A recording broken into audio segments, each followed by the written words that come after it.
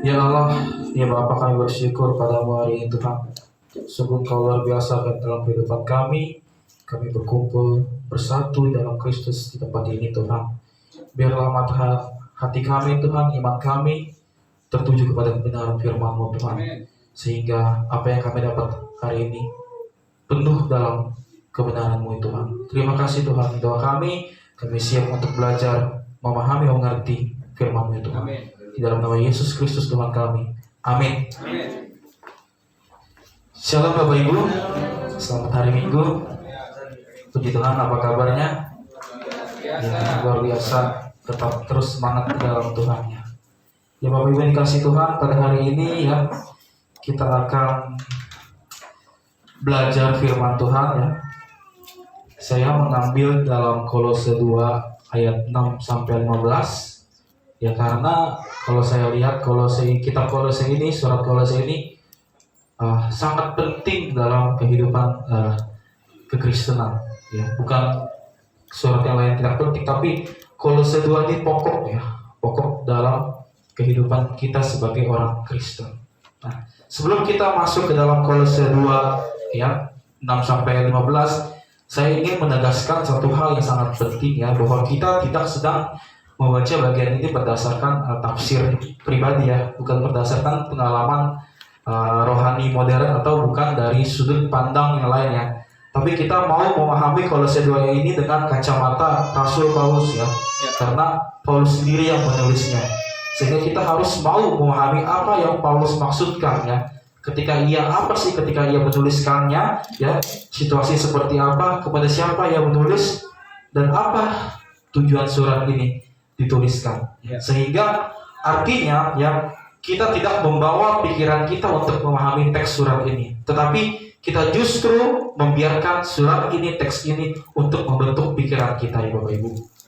Nah, Bapak Ibu dikasih oleh Tuhan Yesus Kristus. Nah, Kolose ini adalah ya sebuah kota kecil di Asia kecil Bapak ya. Jadi kota ini dulu adalah kota yang sangat berjaya ya. Tetapi ketika pada masuk zaman Paulus, kota ini mulai meredup ya. Itulah kondisi jemaat situ berdiri di kota Kolose. Nah, kota Kolose ini bercampur aduk dengan peraturan-peraturan campuran budaya ya, baik itu budaya Yunani, Romawi dan Yahudi ya. Ada itu filsafat Yunani berkembang ya, ada tradisi Yahudi yang hidup dan berbagai praktik ya mistik timur yang berada. Situ sangat, kalau dibilang Bapak Ibu, Kolose ini adalah kota yang sangat religius dan berhikmat ya.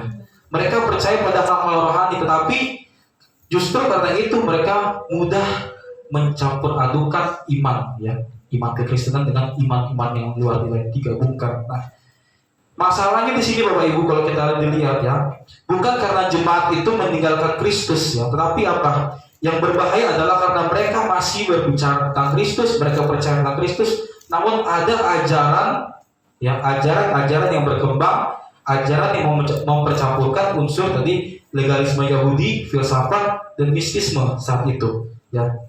Sehingga inilah menjadi nama pengajaran itu disebut namanya Gnostis ya. Mungkin Bapak Ibu nanti bisa searching apa sih itu Gnostis. Nah, ajaran ini menawarkan sesuatu yang tampak lebih tajam ya, lebih rohani, lebih taat ya. Tetapi kalau kita lihat, dia menggeserkan Kristus dalam imannya ya. Sehingga mereka percaya kepada Kristus, tapi perlu ditambah lagi imannya ya.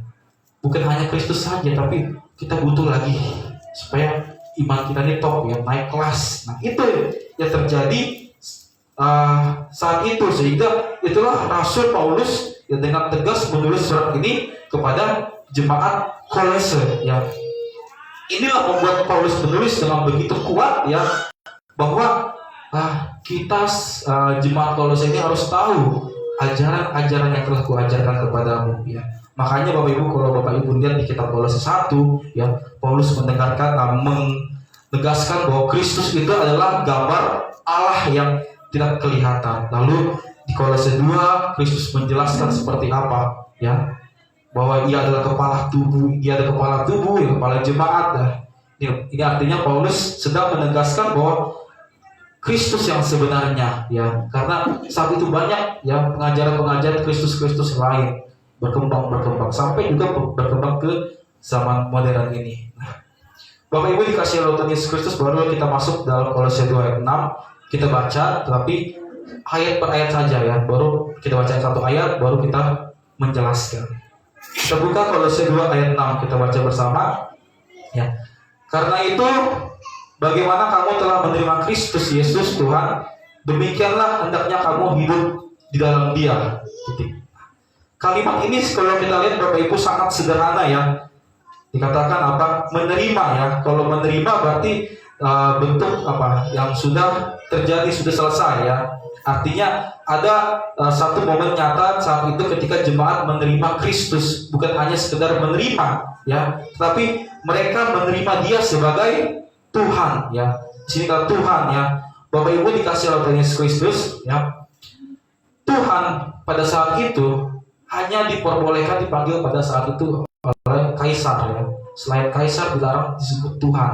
Makanya Paulus menegaskan Yesus Kristus adalah Tuhan, bukan kaisar saat itu. Nah, lalu Paulus melanjutkan, demikianlah hendaknya kamu hidup di dalam Dia ya. Hidup ya.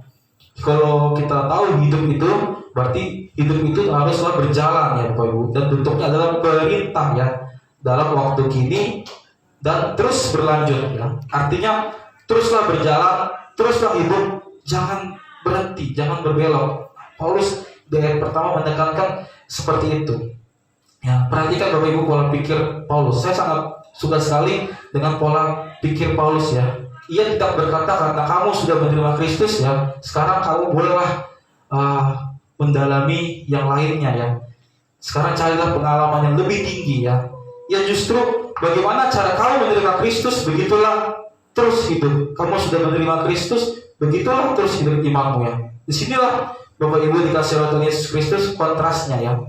Ada ajaran yang mengganggu saat itu jemaat Kolose ya. Yang ajaran itu tadi saya bilang berkata bahwa kamu itu butuh pengalaman yang lain ya, bukan hanya Kristus saja ya. Kamu meyakini, mengimani Yesus itu adalah Tuhan, oke, tapi kamu perlu mengimani yang lain-lainnya ya, supaya kamu kuat. Nah, itulah yang menjadi permasalahan hidup di Kolose. Ya, Kolose itu tidak mengalami masalah-masalah ekonomi ya dan lain, tapi masalah iman, ajaran yang terus mendorong pengajaran saat itu. Nah, Bapak Ibu dikasih oleh Tuhan Yesus, ini sangat relevan bagi kita pada hidup zaman modern ya. Banyak orang-orang yang tergoda dengan hal-hal kerohanian spektakuler. Benar Bapak Ibu ya? Ada yang mencari sensasi rohani ya, ada yang mencari ya formula khusus supaya kita semakin hidup dalam Kristus ya. Nah, inilah seolah-olah ada yang perlu penambahan ajaran lain dengan konteks surat Paulus saat ini ya. Nah, Bapak Ibu, artinya apa Bapak Ibu?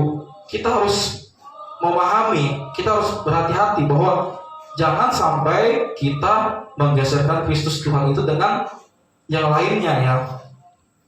Dan inilah yang mungkin kita perlu dengar kembali, bahwa kita tidak perlu menambah sesuatu di luar Kristus, sesuai dengan judul LAI ya, bahwa kepenuhan dalam Kristus ya.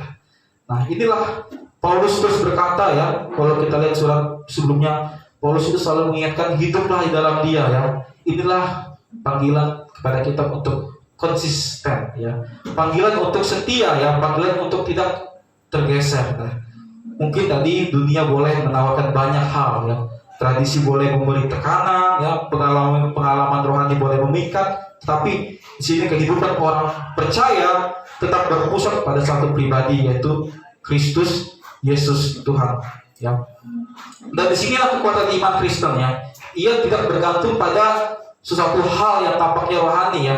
Ia tidak membutuhkan ritual tambahan ya. Ia berdiri di atas pribadi yang hidup yang sudah kita terima, yaitu Yesus Kristus Tuhan. Terus Paulus menegaskan Kristus Yesus Tuhan ya. Lalu selanjutnya Bapak Ibu, mungkin kita bisa baca ya di ayat berikutnya.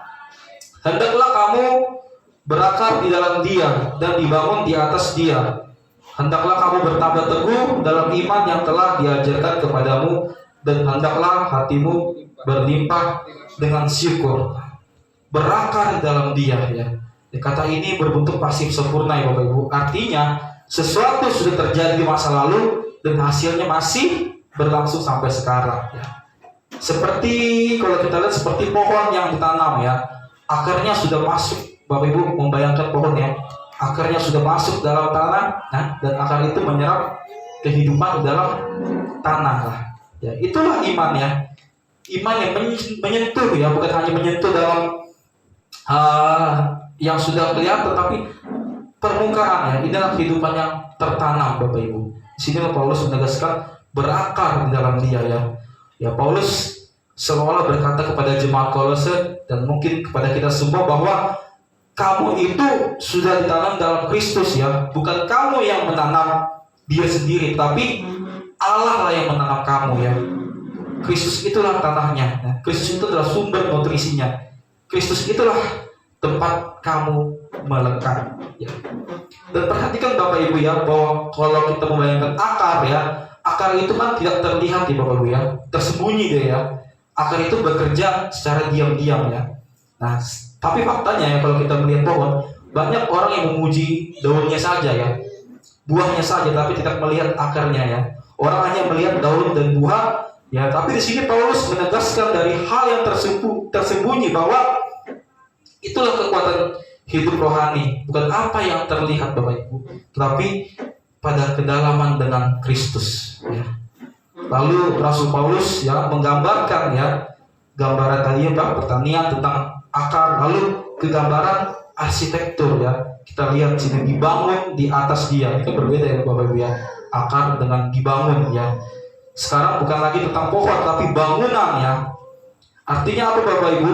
Jika ya berakar menunjuk pada dasar yang sudah ditetapkan di dalam tanah itu, maka dibangun menunjuk pada pertumbuhan yang sedang terjadi ya.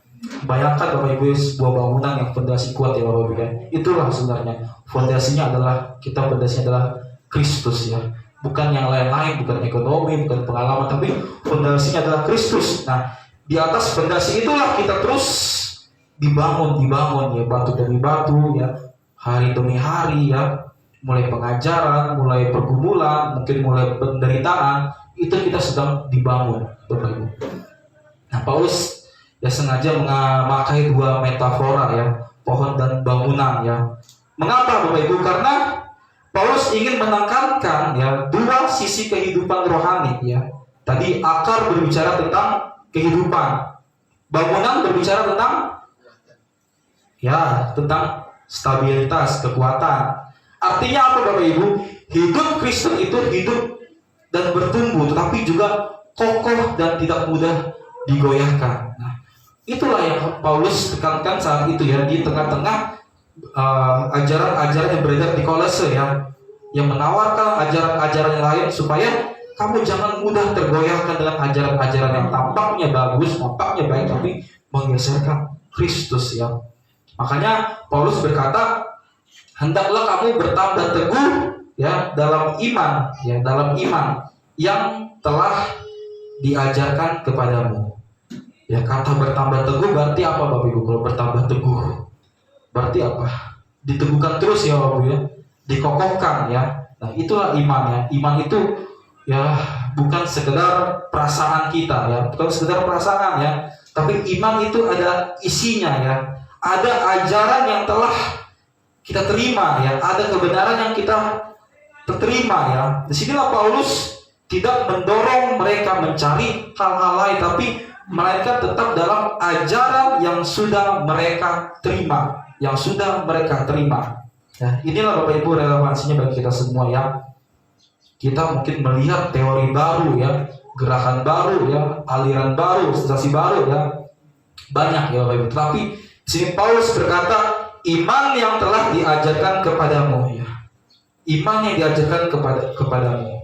Sehingga kita tahu bahwa kedewasaan rohani kita ya bukan berarti meninggalkan dasar atau mencari hal baru ya, melainkan semakin diteguhkan dalam kebenaran yang sama, kebenaran yang telah Paulus ajarkan ya.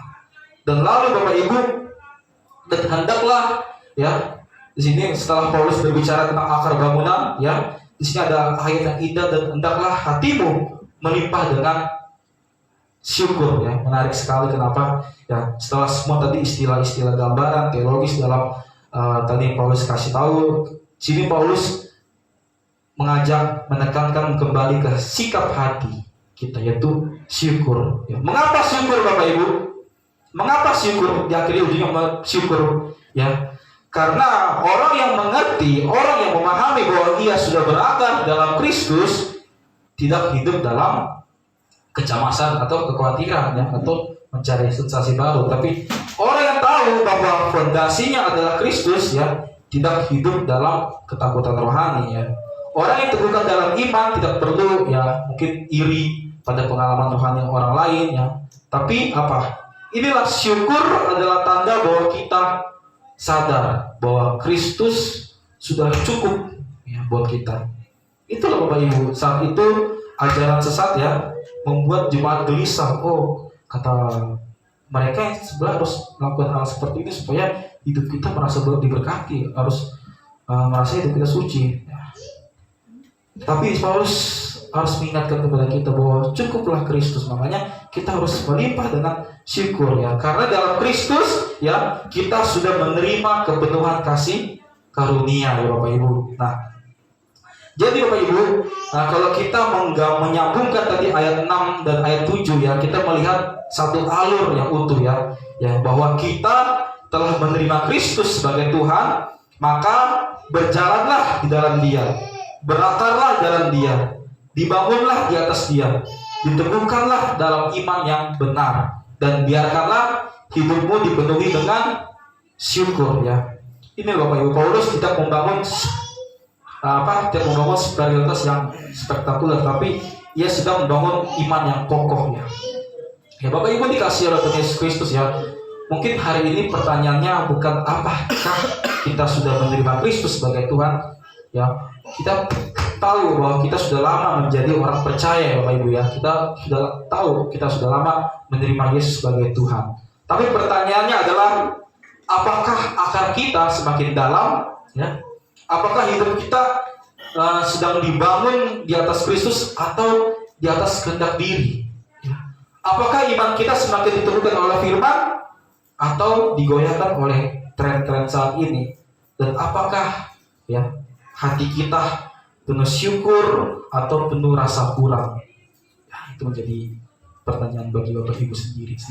Nah, karena pada akhirnya Bapak Ibu, ya, iman yang sehat bukan iman yang mungkin suaranya lantang, suara yang keras, tapi yang paling dalam akarnya. Bukan yang paling spektakuler pengalamannya Bapak Ibu, tapi apa? Yang paling kokoh fondasinya. Dan bukan apa yang paling banyak tuntutannya, tapi yang limpah syukur. Dan semuanya ini hanya jika pusatnya satu, yaitu siapa Bapak Ibu? Yesus Kristus Tuhan. Amin.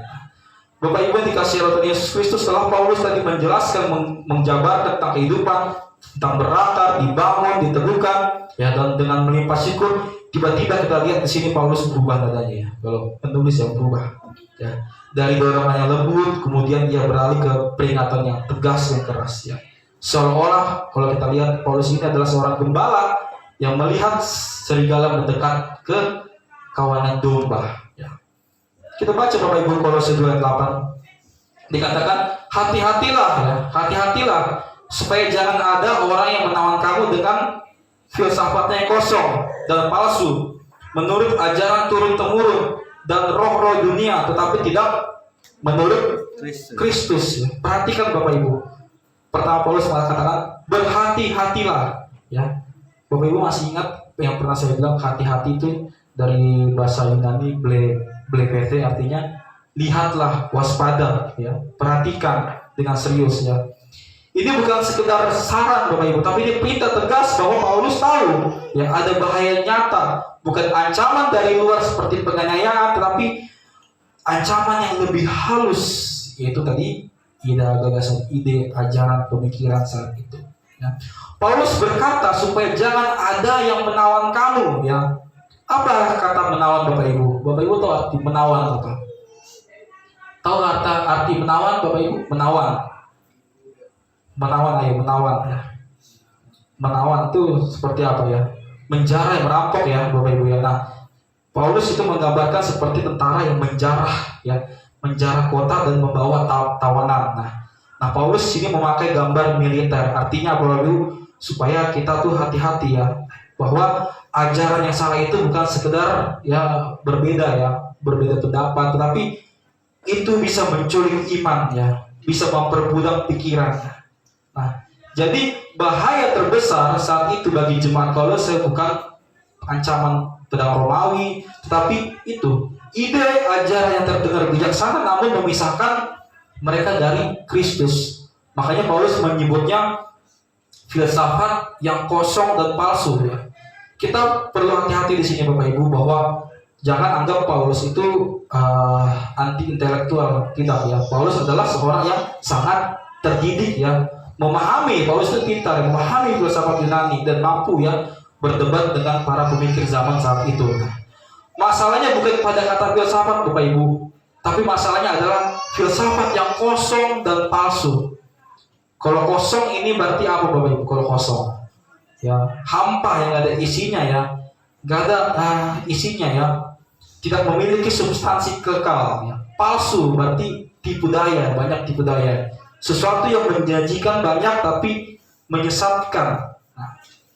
Bapak Ibu di Kolose ya, mungkin banyak sekali ajaran-ajarannya. Saya pernah baca buku ya, judulnya The Book of Colossus. Itu menceritakan para sejarah itu pengajaran-pengajaran asing ya, pengajaran-pengajaran aneh ya. Mungkin Bapak Ibu kalau ajaran modern saat ini banyak yang mengatakan Yesus bukan Tuhan. Di saat itu pun banyak yang mengatakan Yesus itu bukan Tuhan. Ada yang bilang Yesus itu adalah malaikat, ada yang bilang Yesus adalah malaikat rohani. Ini yang di buku Kolose ini, ajaran-ajaran saat ini sudah ada ya.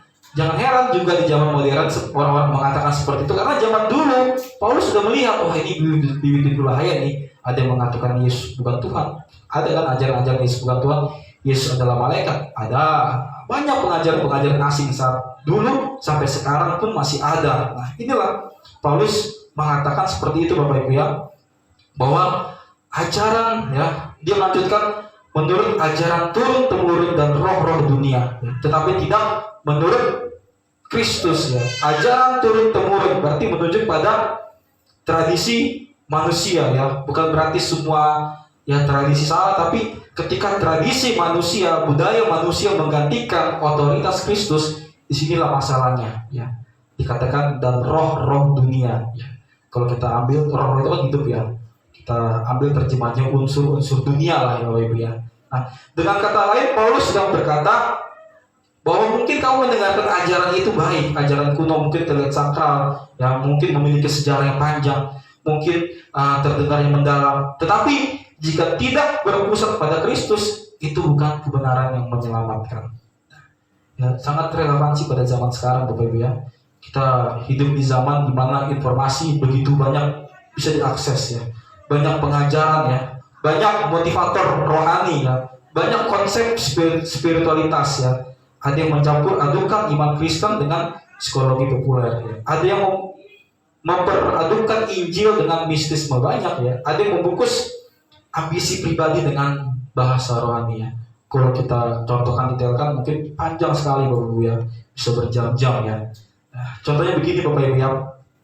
Kita ambil dua contoh, misalnya ya, ada orang Kristen percaya pada Yesus tapi masih perlu pengaman tambahan. Maksudnya apa? Mereka percaya Tuhan, percaya Yesus Tuhan, tapi takut kalau tidak melakukan ritual tertentu hidupnya akan celaka ya.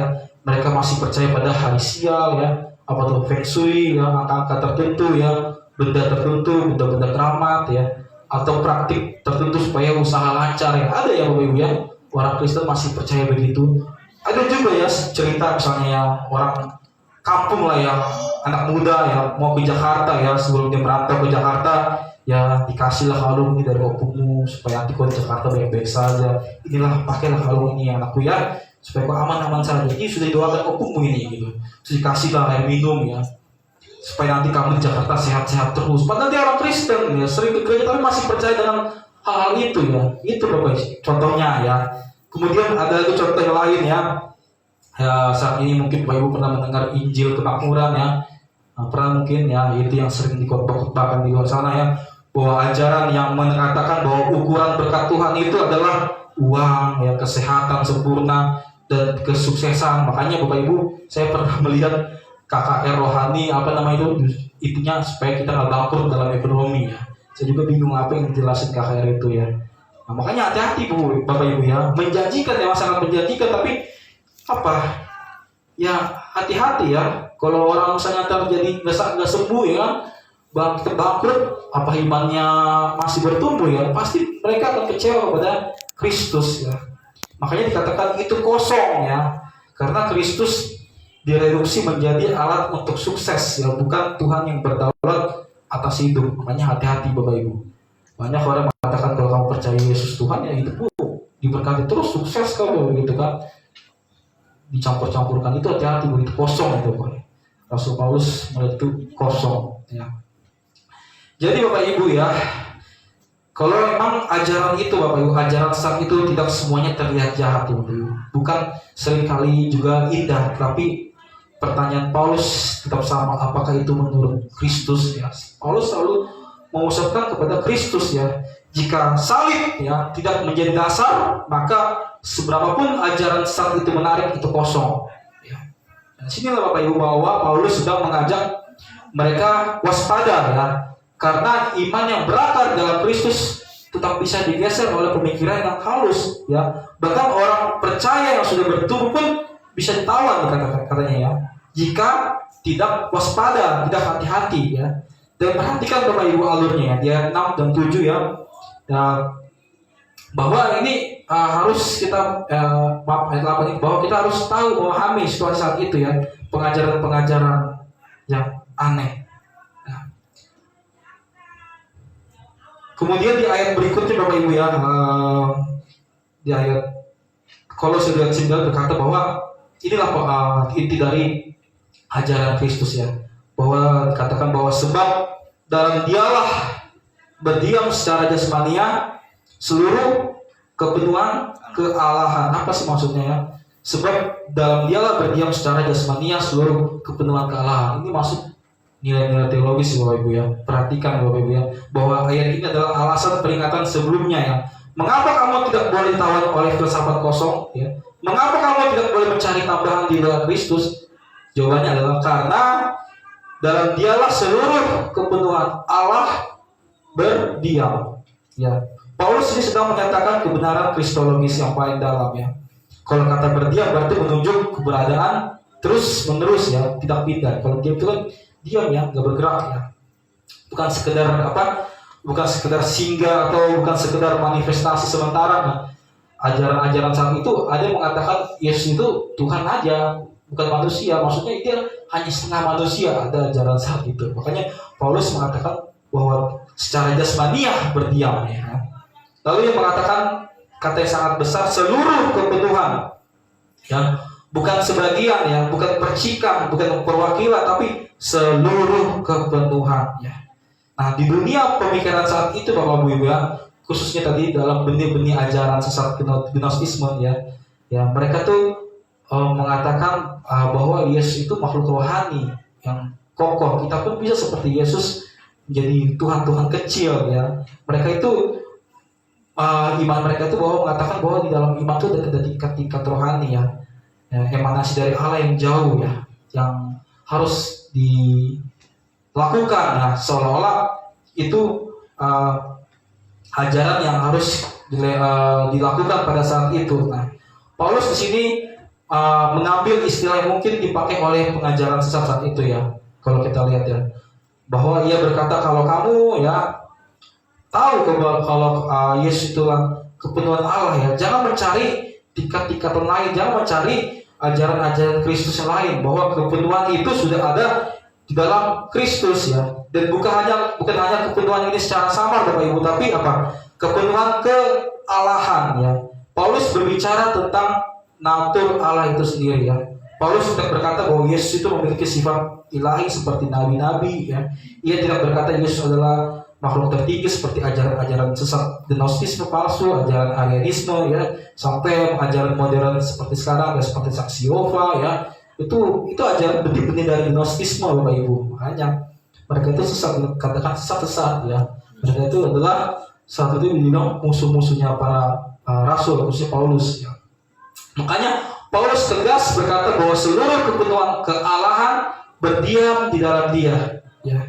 Lalu Paulus berkata secara jasmania ya. Allah berdiam jasmani. Paulus itu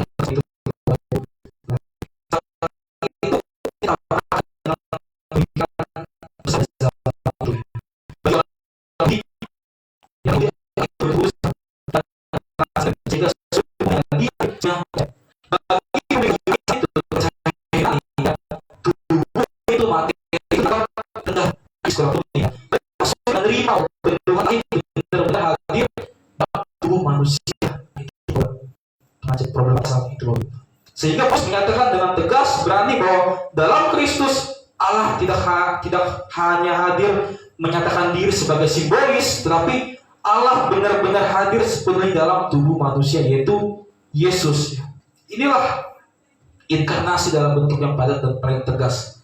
Mengapa ini penting bagi jemaat Kolose dan bagi kita juga? Ya, karena jika seluruh kepenuhan Allah dalam Kristus, maka tidak ada lagi yang perlu ditambahkan. Ya. Jika seluruh kepenuhan sudah di dalam Dia, maka mencari kepenuhan di luar Dia adalah kesia-siaan. Paulus menekankan teologis yang sangat tegas. Nah, inilah Bapak Ibu, ya seringkali manusia itu orang Kristen ya percaya sadar ya jatuh dalam pola yang sama ya, percaya Yesus adalah Tuhan tapi dalam hatinya masih ya kurang sesuatu yang lain ya kurang lengkap lah ya. Mungkin harus mengalami yang namanya pengalaman rohani tertentu, mungkin pengalaman mujizat ya segala macam, sehingga saya kurang disentuh Tuhan ini, kayaknya saya tidak penuh dalam Tuhan ya. Tidak, Bapak Ibu, di sini dikatakan tegas ya bahwa di ayat berikutnya nanti bagaimana bahwa ke Kristus penuh dalam diri kita. Nah, artinya apa Bapak Ibu? Ketika kita berpegang pada Kristus, kita tidak sedang memegang sebagian dari Allah ya. Kita memegang kepenuhannya. Kita tidak sedang menerima fragmen ilahi atau menerima sebagian ilah, sebagian kebenaran, tapi kita menerima pribadi yang di dalamnya Allah sendiri hadir sepenuhnya. Dan inilah Bapak Ibu menjadi fondasi dari segala sesuatu yang akan Paulus katakan selanjutnya ya. Jadi ayat ini bukan sekedar doktrin ya Bapak Ibu ya, kalau di teologis doktrin Yesus Tuhan atau segala macam, jadi bukan sekedar pernyataan doktrin. Ini adalah jantung iman kita, jantung iman Kristen, bahwa Kristus adalah kepenuhan Allah yang berinkarnasi. Maka salib yang menjadi tindakan Allah sendiri yang datang menyelamatkan manusia. Ya. Jadi ketika Paulus mengingatkan jemaat ya agar tidak ditawan oleh filsafat kosong ya, ia tidak sedang membela ya sistem teologi, tidak ya. Ia sedang membela pribadi yang adalah kepenuhan Allah itu sendiri. Dan disinilah kita berdiri hari ini Bapak Ibu di hadapan satu pengakuan yang sangat besar bahwa dalam Yesus Kristus Allah hadir secara sepenuhnya, bukan sebagian tapi sepenuhnya ya. Karena itu kita tidak mencari kepenuhan di luar lainnya, kita tidak mencari keselamatan tambahan, kita tidak mencari perantara lain, cukup Yesus ya.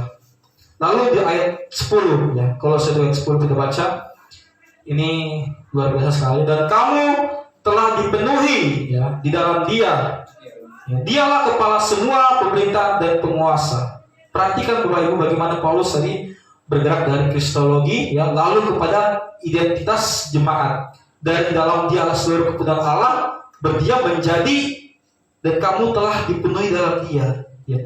Ada alur yang sangat indah di sini kalau Bapak Ibu kita lihat.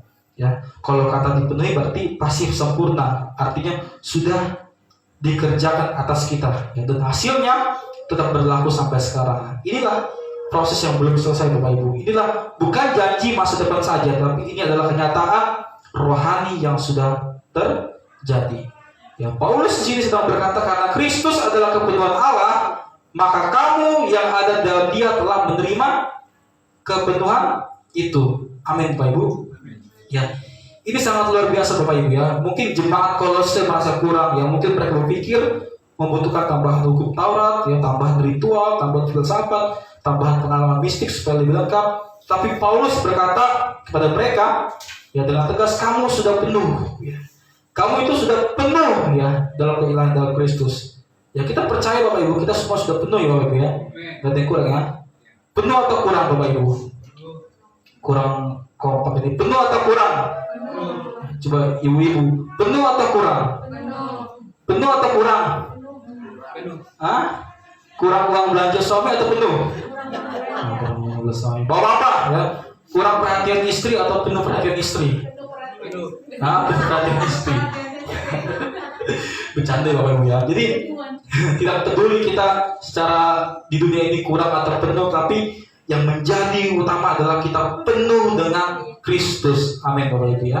Mungkin kita penuh tadi kurang uang belanja dari suami, ya kurang perhatian dari istri, ya oke lah. Tapi ingat Bapak Ibu ketika mengalami itu, Bapak Ibu dalam hati berkata, saya penuh dengan Kristus. Itu Bapak Ibu. Amin. Jadi gak mudah kecewa ya, meskipun istri ngasih duit belanja kurang, itulah saya penuh dengan Kristus. Meskipun istri nggak perhatian sama suaminya, saya penuh dengan Kristus. Nah, itulah Bapak Ibu pergumulan rohani ya, lahir dari perasaan yang kurang ya, manusia lahir dari perasaan yang kurang ya, kurang rohani, kurang pengalaman, kurang berkat lah. Lalu orang mencari di luar Kristus ya.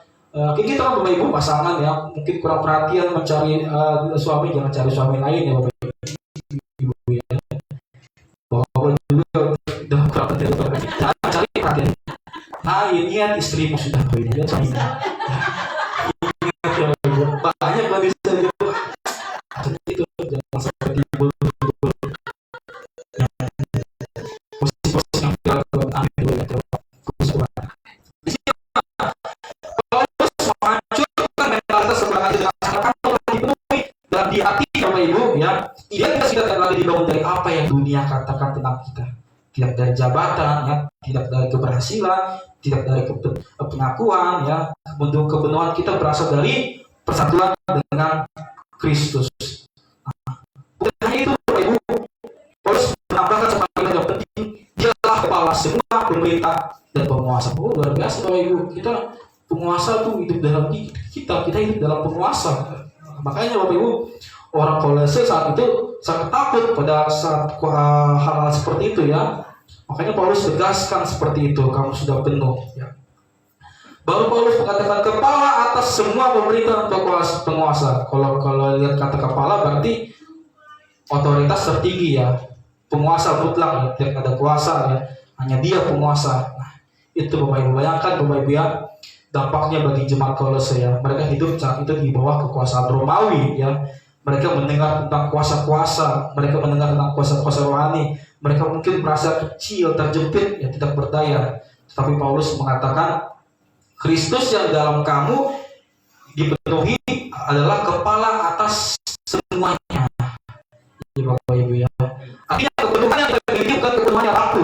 Ia berada di bawah perlindungan dan otoritas raja segala raja. Bersyukur Bapak Ibu, kita penuh dengan raja segala raja.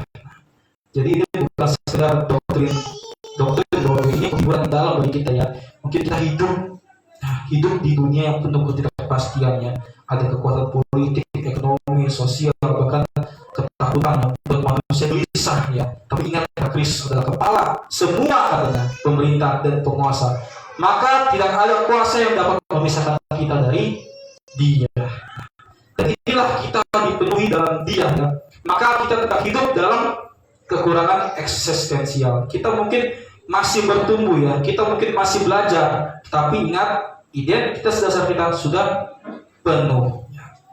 Ya, Paulus di sini ingin jemaat Kolose ya, mungkin kita semua juga berhenti dari hidup yang dalam rasa tidak cukup ya. Ya, Paulus ingin mereka berdiri tegak dalam kepenuhan Kristus ya. Paulus ingin mereka sadar bahwa mereka bukan orang percaya kelas 2 yang mencari akses tambahan kepada Allah. Mereka sudah berada dalam Dia yang adalah kepenuhan Allah itu sendiri.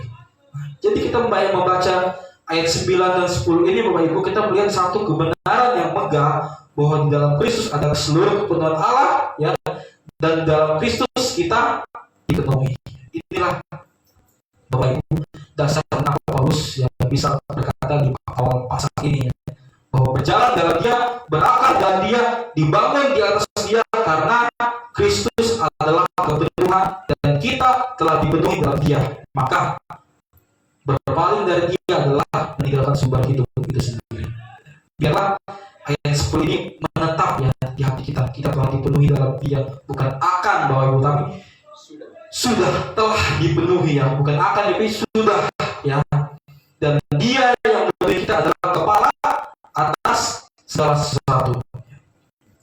Bapak Ibu dalam Kristus ya, setelah kita memahami, mengerti bahwa kita dipenuhi dalam Kristus ya, dan bahwa Kristus adalah kepala atas pemerintah, kita sekarang masuk lebih dalam lagi.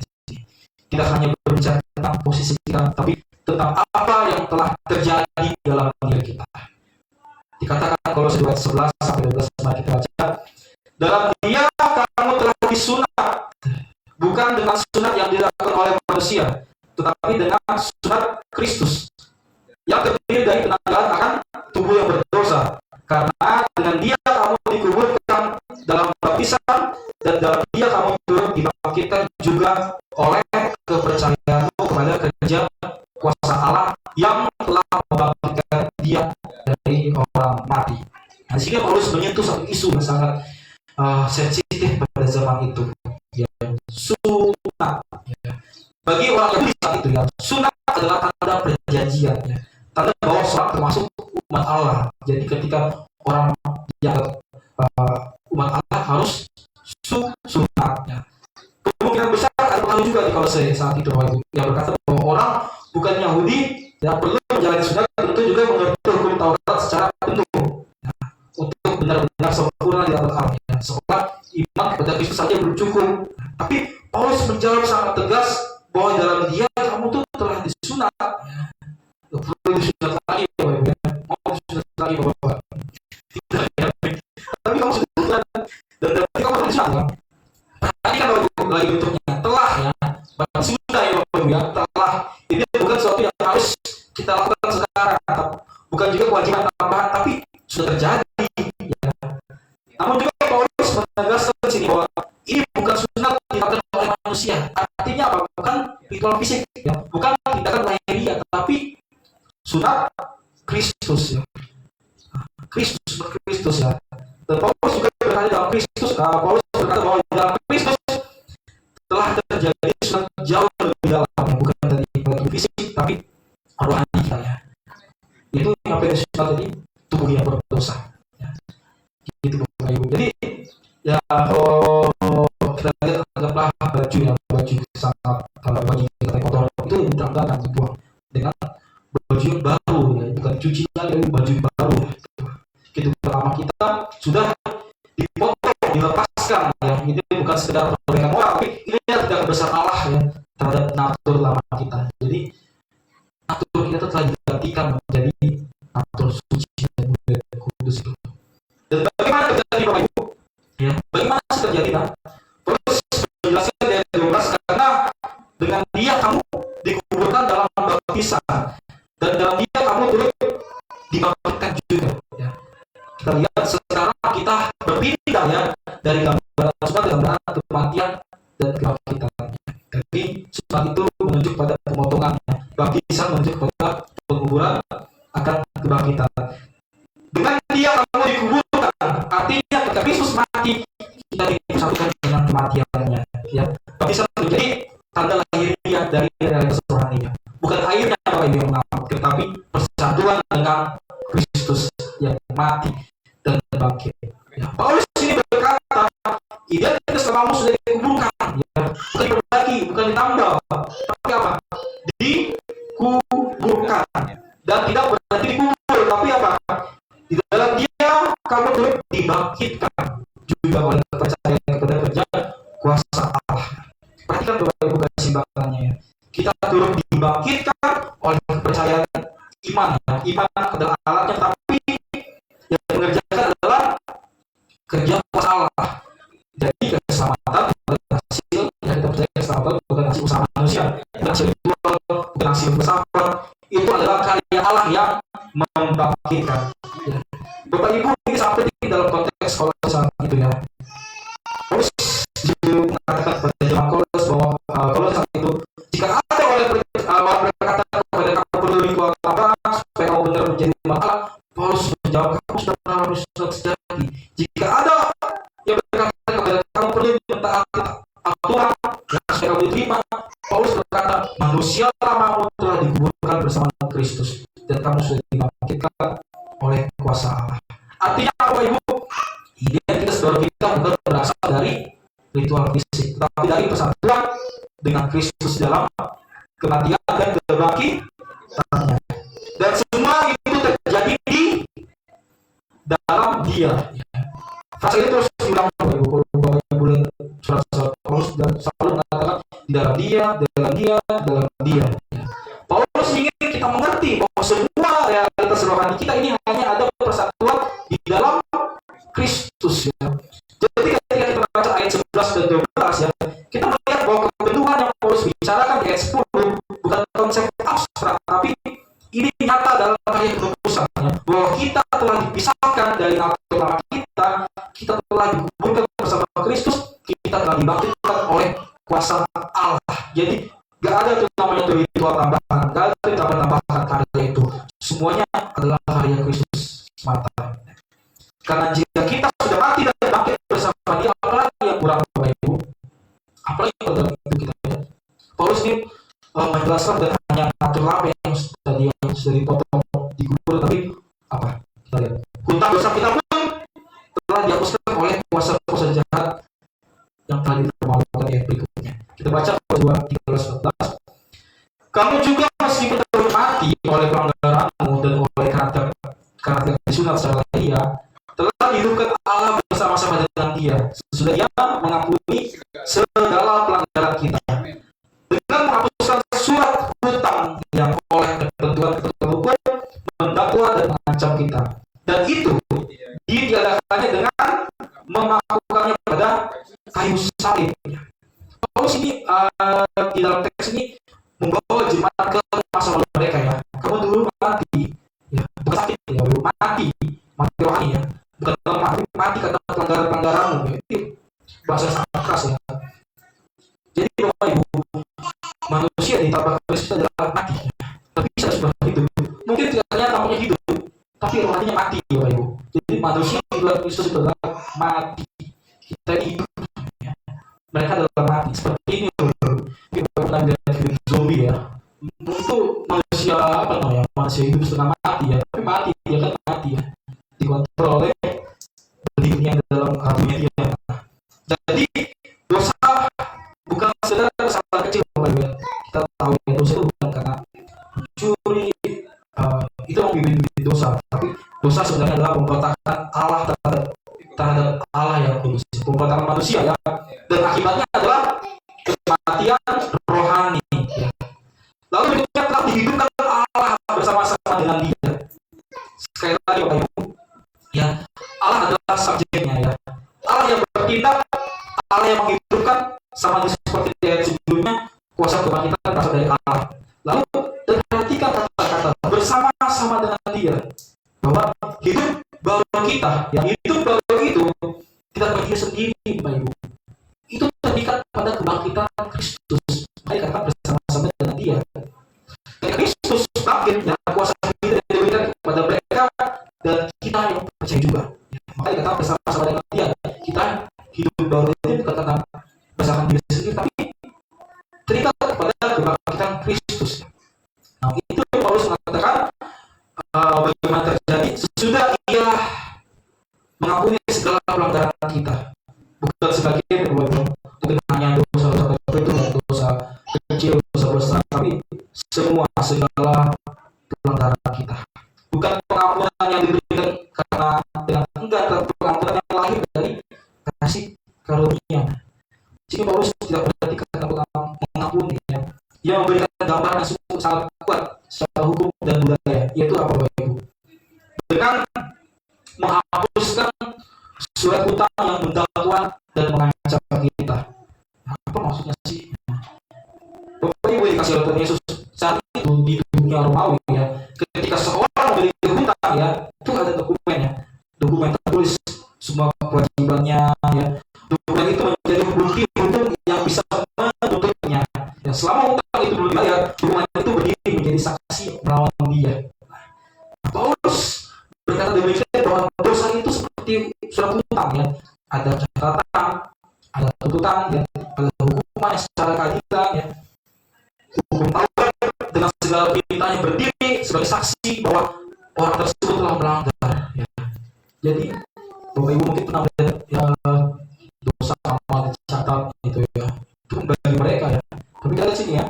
Tapi Allah melakukan sesuatu luar biasa, ya. Ia menghapuskan ya Bapak Ibu, ya. Bukan dikurang-kurangin, ya. Tapi menghapuskan surat hutang itu. Karena yang dipakai apa? Menghapus, ya. Bukan dikurang-kurangi, tapi menghapus semuanya sampai bersih, ya. Gak ada yang tertinggal, bersih semuanya, dihapus bersih, ya. Itu Bapak, dan itulah kemudian Paulus berkata, dan itu dikirakannya dengan memampukannya pada salib, ya. Salib, ya. Bayangkan Bapak Ibu, ya, surat hutang yang berisi daftar pelanggaran, ya, pelanggaran kesombongan, kebohongan, hal lain, iri hati, kenajisan, pemberontakan, semua dipakukan pada salib Kristus. Ketika Yesus disalibkan, bukan hanya tubuh yang terlaku, ya. Mungkin Bapak Ibu melihat Yesus tersalib, tapi secara rohani itulah utang-utang kita terpaku dalam salib, dalam Kristus. Itu yang kita harus lihat ketika melihat ada Yesus disalib, ya. Saya melihat seperti itu, pelanggaran saya terpaku di sana, semua hapuskannya. Nah, ini artinya apa Bapak Ibu? Bahwa salib bukan hanya penderitaan Yesus, tapi salib adalah tempat pembayaran hutang kita, ya. Jadi di zaman itu, saat itu Bapak Ibu, ketika sebuah hutang dilunasi, ya, ingat, seringkali ditandai atau dibatalkan secara resmi. Jadi apa ya? Mereka meskipun mereka dibayar hutang, tapi secara resmi mereka tetap berhutang, intinya meskipun mereka baru lunas. Tapi di sini dikatakan bahwa sudah dibatalkan, berarti kita nggak punya hutang lagi, gitu Bapak Ibu. Bahwa tidak ada lagi dokumen yang bisa menuntut kita, nggak ada lagi hak yang bisa menuntut kita, nggak ada lagi dakwaan yang sah berdiri melawan kita. Ini sangat penting Bapak Ibu dalam konteks Kolose dan zaman sekarang ini. Bahwa kalau ada orang yang mengajarkan, mengatakan harus melakukan hal tersebut, ABCD harus, sehingga perlu kurang, ya, masih belum cukup, masih perlu dilakukan untuk menyempurnakan diri kita di dalam Allah. Paulus menjawab bahwa hutangmu sudah dihapus, bahwa tuduhanmu sudah dipaku di salib. Apa lagi yang perlu kita tambahkan, Bapak Ibu? Tidak ada, ya Bapak Ibu. Paulus sudah lunas, ya. Dan ini juga banyak berbicara kepada kita hari ini, bahwa banyak orang masih percaya hidupnya masih yang baik, merasa bersalah, masih merasa masa lalu, ya, berbuat ibarat kata, ya, masih merasa soal ada catatan yang harus diperbaiki, catatan yang setiap saat dibuka kembali untuk mendakwa diri kita sendiri. Tapi Paulus berkata surat itu telah dihapus dan dipakukan salib. Artinya apa? Bahwa pengampunan bukan perasaan di sini, ya. Pengampunan adalah tindakan objektif Allah, ya, di dalam sejarah manusia melalui salib Kristus. Kita dahulu mati, sekarang dihidupkan. Kita dahulu berhutang, sekarang hutang itu dibatalkan. Kita dahulu berada di bawah dakwaan, sekarang dakwaan itu telah dipaku oleh Kristus. Inilah Bapak Ibu, Injil yang Paulus bela begitu kuat, ya. Bukan Injil yang ditambah-tambah dengan aturan manusia, bukan Injil yang disambungkan dengan kisah kosong, tapi Injil tentang Allah yang menghidupkan kita dan menghapus dosa melalui salib. Paulus di sini belum selesai menyampaikannya. Dia menunjukkan bahwa bukan karena hutang sudah dibatalkan, tapi ada kuasa-kuasa yang menakuti pun telah dikalahkan dan dipermalukan secara terbuka. Ya, kita lihat sini di Kolose 2:15 ayat terakhirnya, ya, dikatakan bahwa Yesus, ya, Kristus, ia telah mencuti pemerintah dan penguasa dan menjadikan mereka tontonan umum dalam kemenangannya atas mereka. Perhatikan lagi siapa subjeknya, Bapak Ibu. Allah yang bertindak dan Allah yang menghapus hutang, dan sekarang Allah yang menang. Kata melucuti, Bapak Ibu tahu arti melucuti itu apa sih? Melucuti ya. Apa kita dalam kali melucuti, melepas atau melucuti. Di sini kalau kita lihat dari konteks Paulus menggunakan bahasa militer itu, melucuti berarti mencopot semua senjata dan pakaian perang. Ya. Kalau dalam dunia ya, ketika seorang jenderal menang, Bapak Ibu, menang dalam peperangan, ya, musuh yang kalah itu harus dilucuti, dipermalukan, ya, dan diarak sebagai tanda proses kemenangan. Ya. Ini disebut triumphus. Ya. Jadi kalau mereka berperang, orang yang kalah itu harus dilucuti semuanya, dilepaskan bajunya, senjatanya, diarak, dipermalukan, dia kalah. Nah, itu ya. Paulus mengatakan gambar yang sangat terkenal di dunia Romawi. Ia berkata bahwa melalui salib Allah telah melucuti pemerintah dan penguasa-penguasa. Itu membicarakan apa itu? Pemerintah dan penguasa-penguasa di luar Kristus. Ya, orang jahat, iblis, semuanya setelah dilucuti. Dan ingat Bapak Ibu, di konteks bahwa orang-orang yang sana itu dalam masa saat itu, kalau sih masa ada kuasa-kuasa rohani, ya, kuasa-kuasa politik saat itu ya. Mungkin perlu perlindungan ya. Tapi Paulus berkata kuasa-kuasa itu telah dilucuti. Ingat, dilucuti, bukan diangkat, dinegosiasikan, tapi dilucuti ya. Ya. Lalu Paulus berkata bahwa Allah menjadikan mereka tontonan itu. Kata ini berarti memalukan ya, secara terbuka. Apa yang dahulu mereka takutkan, apa yang dahulu tidak takutkan, secara dipertontonkan secara pihak yang kalah ya. Dan semuanya terjadi dalam kemenangannya atas mereka. Bapak Ibu, bahwa itu loh saat itu ya, jemaat Kolose masa perlu dukungan dari Rasul Paulus, karena di mata dunia saat itu dan mungkin sekarang yang salib adalah lambang kekalahan ya.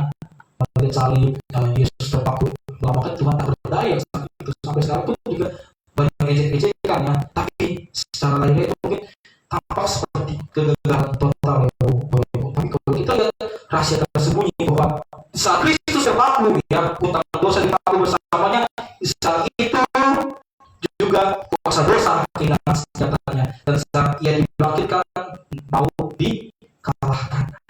Jadi Bapak Ibu, kuasa-kuasa yang mengganggu manusia ya kehilangan satuannya. Karena surat tadi dihapus, senjata utamanya adalah dosa ya, dan rasa-rasa yang mungkin kita merasakan, rasa bersalah, rasa kurang, semuanya telah dilucuti. Tapi disitulah kira-kira klimaks dari seluruh bagian ini Bapak Ibu ya.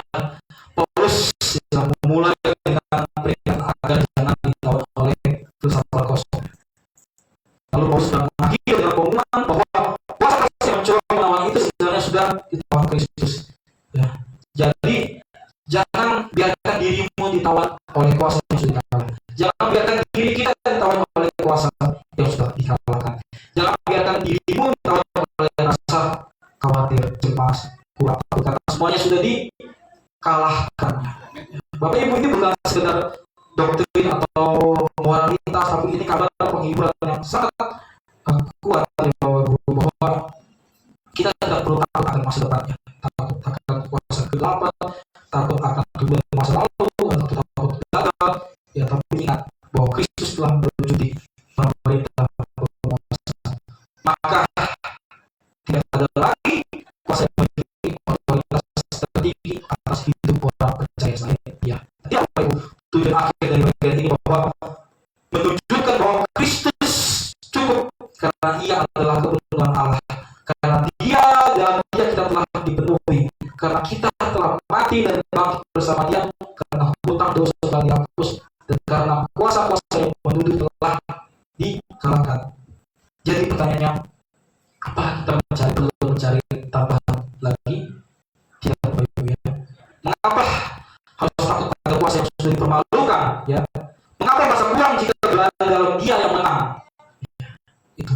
Jadi jika kita melihat keseluruhannya dari Kolose 2 ayat 1-15, ini menjadi sebagai satu rangkaian ya. Kita melihat satu gerakan yang utuh ya, mulai dari panggilan untuk berjalan dalam Kristus, berakar, dibangun dalam Dia, dan waspada terhadap ajarannya dalam Kristus, sampai kepada deklarasi bahwa Kristus adalah kepenuhan Allah, ya. Bahwa kita semua telah dipenuhi dalam Dia, bahwa kita yang telah mati dan bangkit bersama Dia, bahwa buta kita dihapus, dan bahwa musuh-musuh rohani kita, musuh-musuh dalam kecemasan kita, musuh-musuh khawatir kita telah dikalahkan dan telah dipermalukan. Dan mungkin inilah pesan yang kita ingat dan kita pulang hari ini. Kita tidak hidup dalam menuju kemenangan. Ingat, kita tidak hidup menuju kemenangan, tapi kita hidup dari kemenangan, ya. Kita tidak berjuang untuk mendapatkan identitas kita sebagai orang kudus, ya.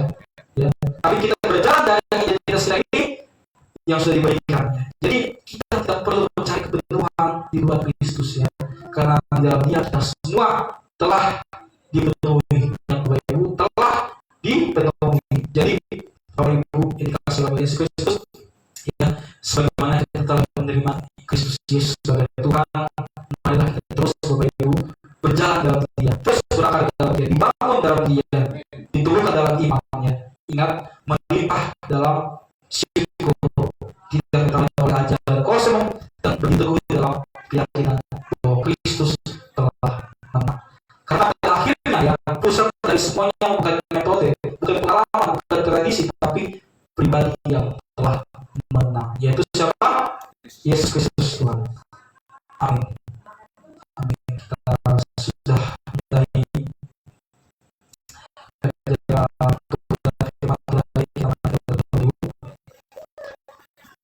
Yesus Kristus, kami bersyukur hari ini kami kembali menyadari bahwa Engkaulah pusat kami, iman kami. Engkaulah fondasi yang kokoh, Engkaulah kebenaran yang kami perlukan. Tidak ada yang perlu kami tambahkan, yaitu Tuhan di atas segala yang sempurna. Kami menyerahkan hati dan pikiran kami sepenuhnya kepadamu. Biarlah kami supaya terus tetap berakar dalam Engkau, tidak mudah digoyahkan oleh ajaran-ajaran asing, ajaran-ajaran yang menggeserkan kebenaran, tapi biarlah kami dibentuk menjadi jemaat itu Tuhan, jemaat yang berpikir benar tentang kebenaran Kristus yang telah penuh dalam kehidupan kami. Biarlah Tuhan Kau saja yang ditinggikan dalam iman kami, dalam kehidupan kami, ya Tuhan, dan dalam setiap langkah kami, Tuhan. Terima kasih Tuhan pada siang hari ini, Tuhan, kami sudah memahami seluruh kebenaran firman-Mu, ya Bapa. Biarlah Roh Kudus Tuhan yang selalu menuntun pikiran dan hati yang mengingatkan kami hari ini. Terima kasih Yesus. Doa kami dalam nama Kristus Yesus Tuhan kami yang telah menebus kami. Amin.